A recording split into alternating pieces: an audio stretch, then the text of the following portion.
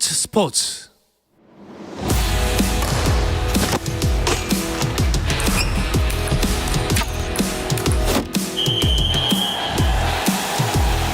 (2022) 항저우 아시안게임 리포트. 여기는 항저우. 2022 항저우 아시안게임 소식부터 듣겠습니다. 중국 항저우 현지에서 전하는 아시안게임 리포트, KBS 라디오 방송단의 이성엽 PD가 연결돼 있습니다. 이성엽 PD, 오늘은 어디에 계신가요? 네, 저는 지금 탁구 여자 복식 시상식이 펼쳐지고 있는 항저우 궁수캐날 스포츠파크 체육관에 나와 있습니다. 조금만 좀 일찍 연결됐으면 애국가를 들려드릴 수 있었는데 방금 애국가가 다 나왔습니다. 만끽하셨겠군요.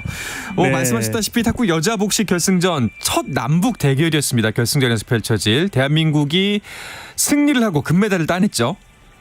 네, 맞습니다.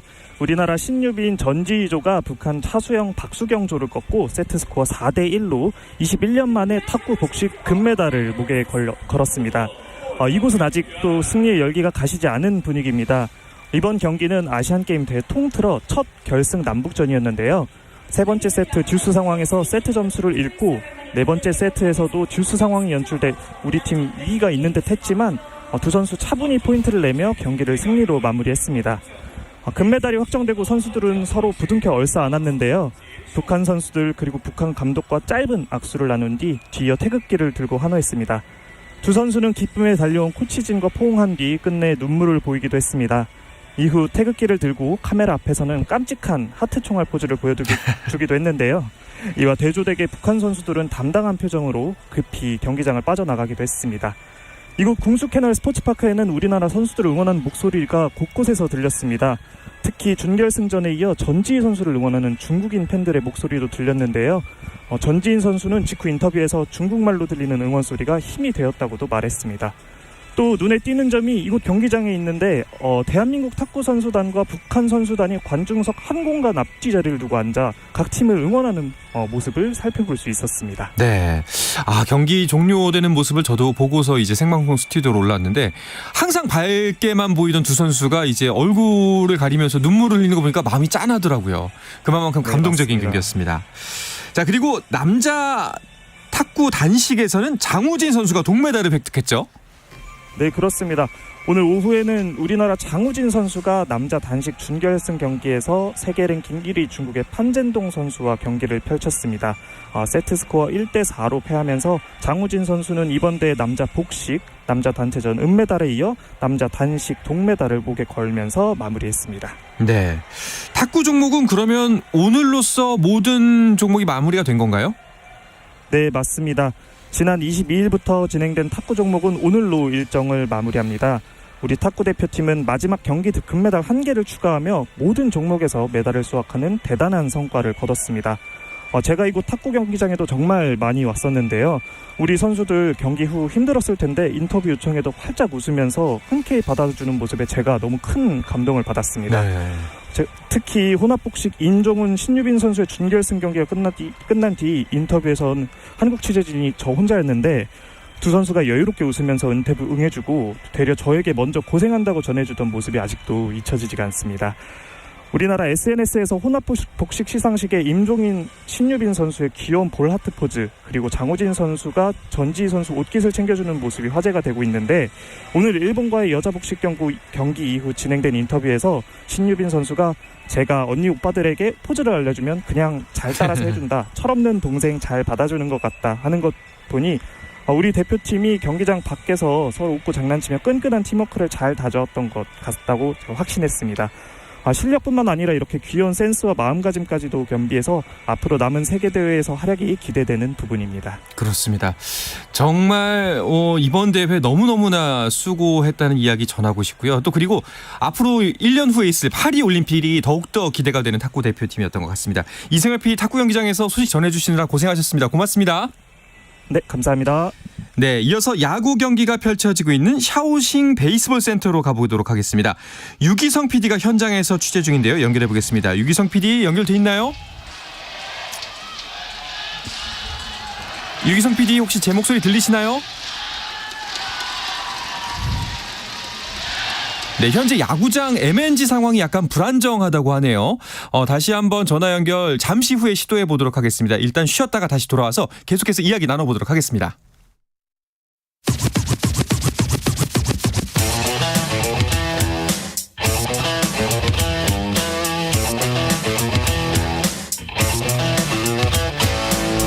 짜릿함이 살아있는 시간 한상원의 스포츠.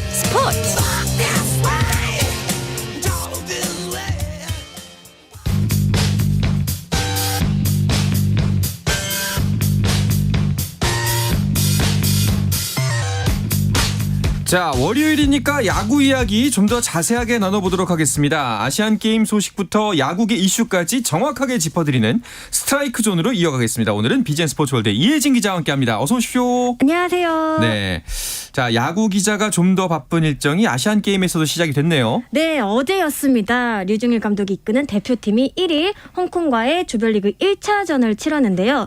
8회 말 대거 7점을 내면서 콜드게임 승리를 거뒀습니다. 그리고 지금은 대만과의 2차전이 진행 중입니다. 네, 그러고 보니 야구 경기는 이제 어제부터 시작했잖아요. 그럼 추석 연휴 좀 쉬셨나요? 저는 또 다른 종목을 챙겨야 돼서 네, 쉼없는 추석을 보내고 있었습니다. 그렇군요. 매일 또 출근하고 고생이 많으십니다. 자, 타이완전 상황 현재 4회가 딱 마쳤고요. 지금 한 점 더 실점하면서 점수가 2대 0이 됐어요. 네, 일단 막중한 임무를 뛰고 나서니 슈퍼루키 문동주 선수입니다. 성인 대표팀으로서의 데뷔전인데요. 강속구를 바탕으로 확실하게 좀 밀어붙이겠다 이런 전략이 돋보였습니다. 경기 초반부터 150km대 강한 공을 뿌리면서 좀 압박하는 모습이었는데요. 사실 아쉽게 선취점을 먼저 내줬습니다. 장타를 1회 연거푸 허용한 대목이 다소 뼈아팠는데요. 그래도 이 스트라이크 존이 좀 일정치 않은 가운데서도 꿋꿋하게 자신의 공을 던지고 있습니다. 타선수 2회 초 곧바로 쫓아갈 수 있는 상황을 만들었는데요. 이 김성현 선수의 내야 안타가 좀 아웃 판정을 받으면서 기회를 놓쳤습니다. 그렇습니다. 자, 조금 아쉬운 상황이 이어지고 있는데요. 지금 다시 항저우 현지 전화 연결이 성공이 됐다고 합니다. 다시 한번 샤오싱 베이스볼 센터로 연결해 보도록 하겠습니다. 유기성 PD 제 목소리 혹시 들리시나요?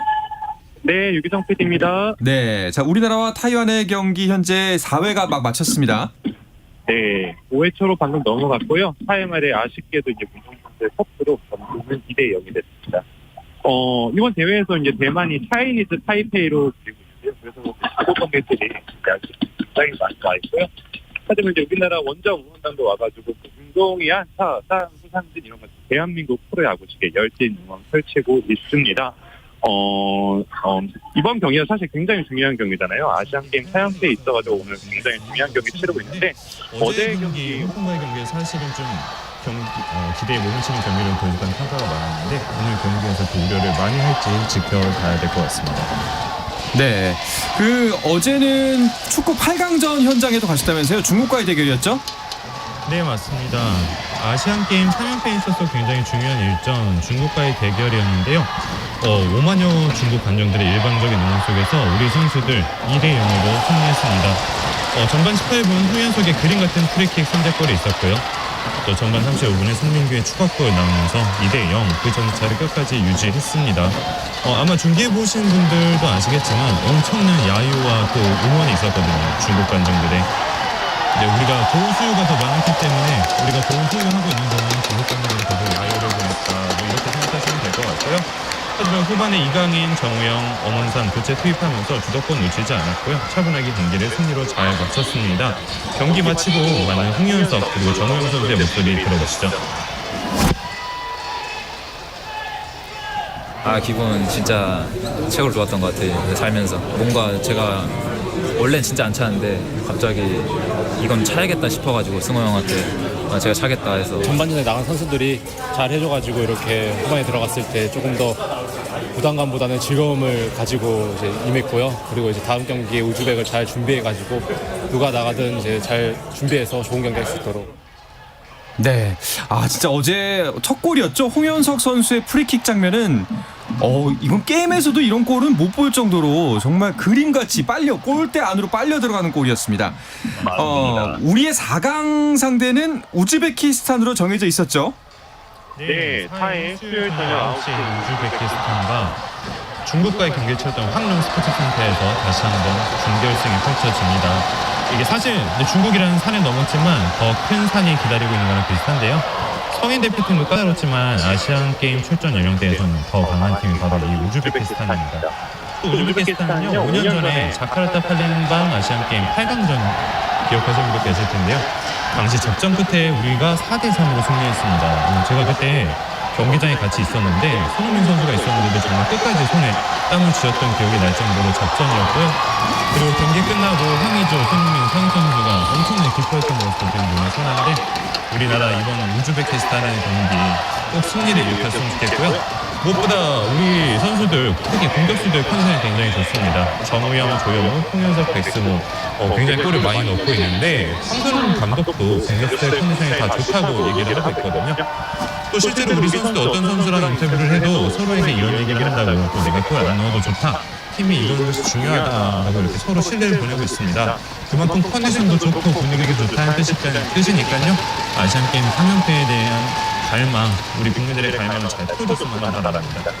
네, 자 그리고 오늘도 주목을 많이 받았던 경기 중에 한 가지가 높이뛰기 우상혁 선수의 예선 경기가 있었습니다. 네, 세계적인 높이뛰기 선수 우리 우상혁 선수 오늘 아침 황정우 씨가 들어오는 아침 9시 경기였어요. 한국 시간 10시 정도 시간에 우상혁 선수의 첫 점프가 있었습니다. 그런데 첫 점프가 예선 마지막 점프가 됐는데요. 한 번밖에 안 뛰었다는 뜻입니다. 2m 15를 넘었는데 다른 선수들의 점프 높이가 너무 낮아가지고 그대로 예선을 통과했고요. 결승 총 12명이 이용하는 결선을 올랐습니다. 경기 마치고 난 우상혁 선수의 얘기 한번 들어보시죠. 최대한 이제 쉬는 게 관건이고요. 이게 높이뛰기 선수가 예선전, 결승전 치르는 게 다음날 이제 통과를 한다면 그 다음날 쉬는 게 제일 중요한 포인트라서 제일 내일 이제 오늘이나 내일 이제 제일 잘 쉬고 제가 이제 높이뛰기를 너무 좋아하고 사랑해서 그 모습을 다 느껴주시는 것 같아요. 온몸에 있는 힘을 다 쏟아부을 정도로 최선을 다해서 해야죠. 네. 네. 우상혁 선수의 그 경기 모습은 진짜 모두가 그 에너지가 느껴지고 그 긍정의 힘이 느껴질 정도로 기대가 됩니다. 앞으로 펼쳐질 본선 결선에서도 멋진 모습을 기대해 보도록 하겠고요. 자, 2022 항저우 아시안게임 리포트 KBS 라디오 방송당 유기선 PD와 함께했습니다. 유기선 PD 오늘도 정말 수고하셨고요. 앞으로도 좋은 소식 계속 전해주시기 바랍니다. 고맙습니다. 고맙습니다. 네, 이어서 비진 스포츠월드 이혜진 기자 계속해서 이야기 나눠보도록 하겠습니다. 현지 통신 사정이 아무래도 그 관중이 많이 모이는 곳이다 보니까 그 상황이 좀 여의치가 않았습니다. 연결 상태가 좋지 않았던 점 청취자 여러분들께 양해 말씀 부탁드리겠습니다. 자, 타이완전 지금 5회 말 벌써 5회 초 대한민국의 공격이 끝이 났습니다. 이번 경기 굉장히 중요하잖아요. 그렇습니다. 일찌감치 대표팀은 이 대만전에 포커스를 두고 있었습니다. 기본적으로 대만은 국제대회에서 굵직한 존재감을 자랑하는 팀입니다. 아시안게임에서도 금메달 1개, 은메달 3개를 따낸 바 있습니다. 더욱이 이번 대회는 이 조별리그 결과가 이후 슈퍼라운드에까지 영향을 미치거든요. 금메달을 목표로 하기 위해선 단 한 경기도 허투루 대할 수 없습니다. 또 객관적인 전력을 따져봤을 때 B조에서는 한국과 대만이 슈퍼라운드에 오를 가능성이 크다고 보이는데요. 네. 조 1위로 슈퍼라운드에 올라야 금메달 확률이 높아진다고 할 때 대만전은 사실상 준결승전이라고 봐도 무방할 것 같습니다. 그리고 그 이번 대만의 전력이 타이완의 전력이 기존의 타이완과는 다르다 이런 평가도 있더라고요. 네, 정말 만반의 준비를 했다 이렇게 표현해도 괜찮을 것 같습니다. 자국 프로리그 선수들은 물론이고요. 이 미국에서 뛰고 있는 마이너 리거들도 대거 합류했습니다. 150km대 강속구를 던지는 투수진에서부터 이 뜨거운 화력을 자랑하는 타선까지 예년과는 확실히 다르다는 평가를 받고 있습니다. 실제로 태국과의 예선 첫 경기에서부터 12대1 7회 콜드게임으로 승리를 거뒀습니다. 이 우성평, 왕옌청 선수 등 단 2명의 투수들로 경기를 끝낸 것도 대만으로서는 굉장한 호재입니다. 대만도 한국전 총력을 다짐하고 있거든요. 현지에서는 이 첫 공식 훈련을 자국 취재진에게만 공개하는 등 이 전력 감추기에도 힘쓰는 모습이라고 했는데요. 한국 역시 한국 취재진에게만 팀 훈련을 공개하는 등 그 신경전을 벌이기도 했습니다. 네, 사실 이제 우리 대표 선수들이 아시안 게임에 출전하면은 그 군대 면제 버프가 걸린다고 된다고 이제 하는데 대만도 마찬가지라면서요. 네, 이번에 병역법이 바뀌면서 또 하나의 동기부여를 대만 선수들에게 그러니까요. 주는 모습입니다. 아, 걱정이 됩니다. 어제 우리가 이제 홍콩전에서 승리를 콜드 게임으로 이겼습니다만 그 타선이 늦게 터지면서 불안감을 완전히 떨쳐버리지 못했거든요. 네, 홍콩전에서 타자들이 초반에 공이 너무 느려서 타이밍을 잘 잡지 못하는 모습이었습니다. 이 공식 구속 기록이 좀 일반적인 수준보다 덜 나오는 경향이 있다고 하는데요. 그것을 감안하더라도 홍콩 투수들은 100km대 좀 느린 공을 계속해서 좀 던지는 모습이었습니다. 다행히도 경기 중후반으로 갈수록 조금씩 적응을 하는 듯한 모습이었는데요. 8회 말 대거 7점을 올리면서 좋은 분위기 속에서 첫 승을 거뒀다는 부분은 그래도 긍정적으로 볼 수 있는 대목이라고 생각을 합니다. 물론 홍콩전과 대만전은 무게감이 다른데요. 이 타선의 경우 무엇보다 좀 중심 타자들 노시환, 강백호 선수들이 얼마나 좀 터트려주느냐 이게 좀 관건이 될 것 같습니다. 네, 자 우리 투수진 총동원 해야 될 것 같은데 일단은 문동주 선수가 선발로 올라왔습니다. 이제는 투수가 바뀌었네요. 네, 류중일 감독이 일찌감치 1+1 전략을 언급한 적이 있거든요. 상대적으로 우리 불펜진이 좀 강한 만큼 한 템포 빠르게 투수를 교체하겠다 이렇게 얘기를 했는데 실제로 외에 다른 또 박세웅 선수가 올라온 모습입니다. 아직 예선이긴 하지만 뒤를 돌아볼 여유가 사실은 없습니다. 이 경기에서 모든 것을 좀 쏟아붓겠다 이런 각오로 임할 것으로 보입니다. 자 그리고 양 선수 양 팀의 기량을 차지하더라도 그 또 한 가지 변수로 떠오른 것이 이번 아시안 게임 심판들의 미숙한 운영이에요. 네, 오늘도 몇 차례 좀 아쉬운 모습이 있었는데 1일 홍콩전은 좀 대표적인 모습이었습니다. 심판의 좀 황당한 판정으로 경기가 좀 지체되는 그런 상황이 발생을 했습니다. 심지어 그마저도 오심이었거든요. 조금 설명을 해드리자면 3회 말 무사 1, 2루 기회에서 강백호 선수가 우익수 방향으로 타구를 날렸습니다. 이게 안타성 타구라고 봤지만 홍콩의 호수비가 나오면서 이제 플라이 아웃이 됐거든요. 이후 2루와 1루를 차례로 태그하면서 이 트리플 플레이 3중살이 완성된 듯 보였습니다. 이때 이종렬 1루 코치가 이 2루 최지훈 선수가 먼저 좀 밟았다 이렇게 좀 항의를 했고 이를 받아들여서 2사 2루로 정정을 했습니다. 그런데 심판진이 이번에는 2루 주자 최지훈 선수에게 1루로 돌아가라고 합니다. 한참 동안이나 시간을 제치한 후에야 주자를 착각했다면서 1루 주자 노시환 선수를 다시 불렀는데요. 사실 이것도 오심입니다. 애당초 노시환 선수는 강백호 타석 때 선행주자 최주훈 선수를 지나쳤거든요. 베이스 러닝 중에 앞주자를 앞지르면 뒷주자는 무조건 아웃입니다. 그렇죠. 자, 이게 여러 가지 좀 불안 요소가 많습니다. 그리고 우리 전력도 아직까지는 좀 믿음직한 모습을 보여주고 있지는 못한 것도 솔직히 사실입니다. 자, 그리고 많은 분들이 궁금해하시는 지점 중에 하나가 이제 우리나라가 예선전을 치르면서 예선을 통과하면 되는 거 아닌가 했는데 조 1위가 굉장히 중요하다. 대만을 무조건 잡아야 된다라고 강조를 많이 하거든요. 이게 왜 그런지 슈퍼 라운드라는 것에 대해서 설명을 좀 더 해주시면 좋을 것 같아요. 네, 이번 대회 야구는 8개국이 참가를 했습니다. 4개 팀씩 2조에 나뉘어서 조별리그를 치르고요. 여기서 조 1위, 2위가 슈퍼 라운드에 진출을 하게 됩니다. 그런데 슈퍼 라운드에서는 조별리그에서 경기를 펼쳤던 팀들은 재대결을 하지 않고 승패가 그대로 승계가 됩니다. 쉽게 말해 같은 조의 A, B가 슈퍼 라운드에 올라갔다고 했을 때 조별리그에서 A가 B에게 승리를 했다면 A는 1승을 B는 1패를 안고 시작을 하게 되는 겁니다. 이후 슈퍼라운드 성적 1, 2위는 금메달 결정전에 가고요. 3, 4위는 동메달 결정전에 출전을 하게 됩니다. 그래서 조별리그라고 할지라도 무조건 경계심을 늦춰선 안 됩니다. 그렇습니다.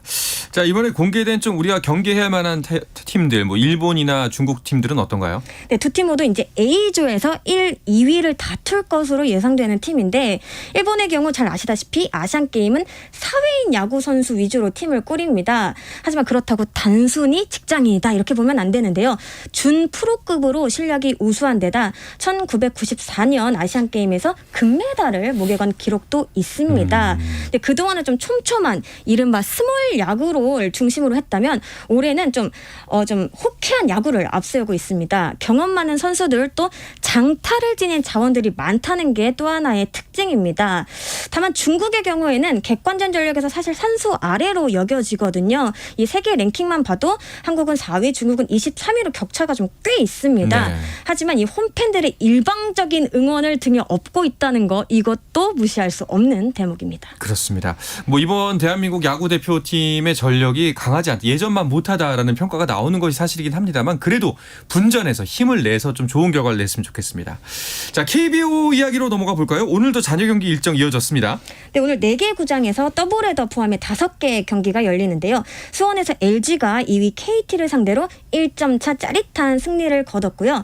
대전에선 하나가 NC에게 10대 0 완승을 거뒀습니다. 잠실에선 두산이 키움을 만나 7대 2로 웃었고요. 부산에선 롯데와 삼성의 더블헤더가 펼쳐졌는데 일단 첫 번째 경기에선 삼성이 9대 8 승리를 거뒀고요. 두 번째 경기는 현재 진행 중입니다. 네. 자, LG의 매직 넘버가 확 줄었겠네요. 네, 이제 한국 시리즈가 거의 보인다 해도 과언이 아닌데요. 오늘 경기로 LG는 매직 넘버를 1까지 줄이는 데 성공을 했습니다.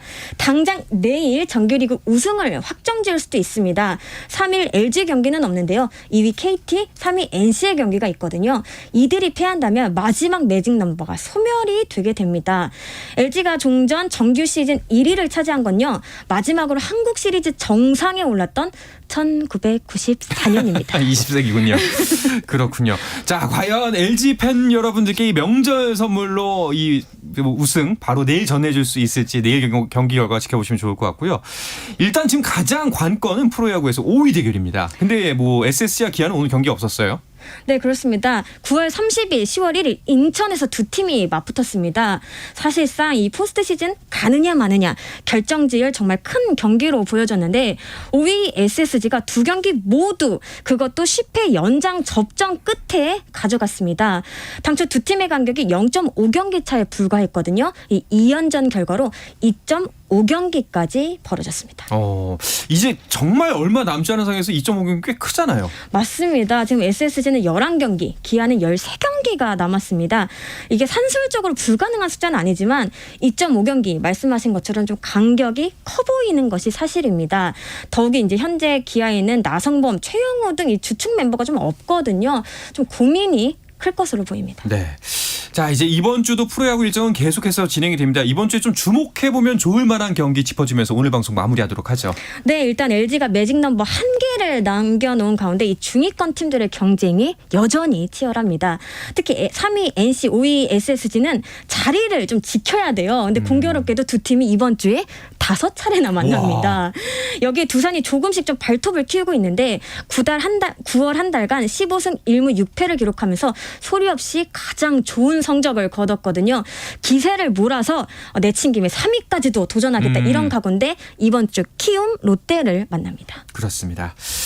자, 여기서 이제 인사를 드려야 될 것 같은데요. 대한민국과 대만의 아시안게임 B조 2차전은요. 현재 5회 말이 진행 중이고요. 2대 0 점수가 그대로 이어지고 있습니다. 대한민국의 승리를 기원하면서 오늘 방송 마치도록 하겠습니다. BGN 스포츠월드 이혜진 기자와 함께했습니다. 고맙습니다. 감사합니다. 자, 내일도 저녁 8시 30분에 뵙겠습니다. 한상원의 스포츠.